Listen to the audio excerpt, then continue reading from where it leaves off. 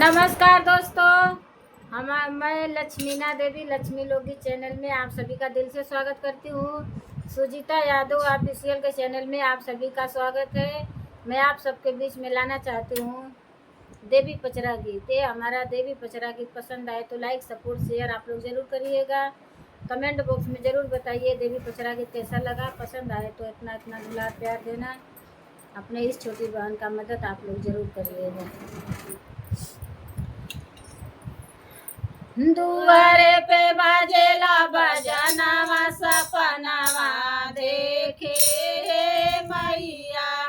दुआरे पे बाजेला बजनवा सपनवा देखे हे मैया। दुआरे पे ब्रह्मा जी सृष्टि रचावे। दुआरे पे ब्रह्मा जी सृष्टि रचावे। सरस्वती नाचली अंगनवा सपनवा देखे मैया। सरस्वती नाचली अंगनवा सपनवा देखे मैया। दुआरे पे बाजेला बजनवा सपनवा देखे मैया। दुआरे पे भोले बाबा डमरू बजावे। दुआरे पे भोले बाबा डमरू बजावे। गौरा मैया नाचली अंगनवा सपनवा देखे मैया। गौरा मैया नाचली अंगनवा सपनवा देखे मैया। दुआरे पे बाजेला बजनवा सपनवा देखे मैया। दुआरे पे विष्णु जी चक्र नचावे। दुआरे पे विष्णु जी चक्र नचावे। लक्ष्मी मैया नाचली अंगनवा सपनवा देखे मैया।